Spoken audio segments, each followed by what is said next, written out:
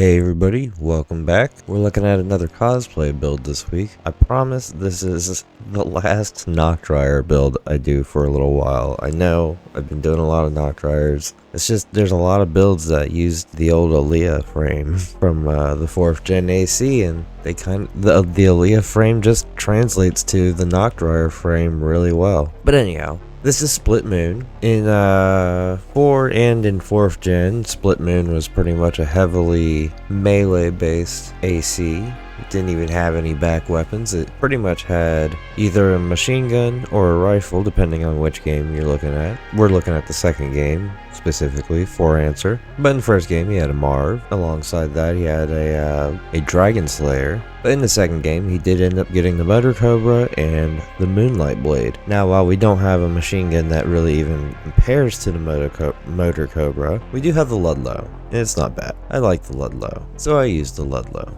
As for back weapons and shoulder, well, we don't have shoulder weapons in this game. He did use the Flicker from before to try and break AC locks, but also instead of having back weapons, he had booster assists that made his quick boost a lot faster. So we're going with the thrusters here on the back that specifically are meant for high quick boost thrust. But anyhow, let's get on to actually talking about the build. Now, we already know it's already knock dryer, so we'll skip that part. And we just mentioned the booster is in fact the NGI 001 in order to get as much quick boost as possible. But for the FCS, we're going with the close range FCS because this is a very close range build. And I mean it, you want to be up in their face almost the entire time. The generator's a VP20S. I was originally going to try and go with something that was a little bit more combustion, but you can't get extra speed without having some sort of problem in the combustion.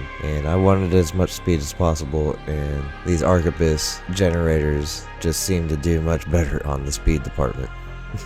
But I ended up going with the VP20S instead of the VP20A just so I could get just a little bit of extra generator ability in overall.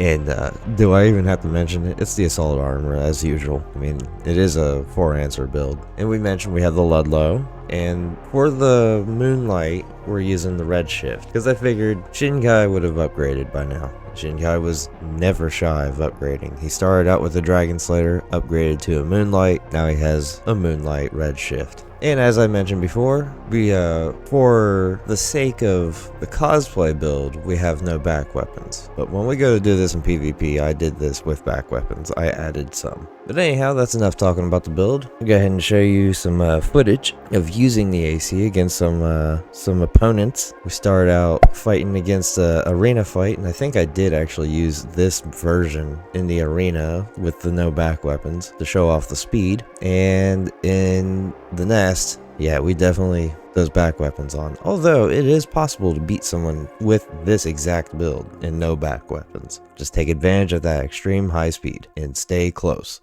The corporation's orders. No. My friend's mission. Eliminate all obstacles.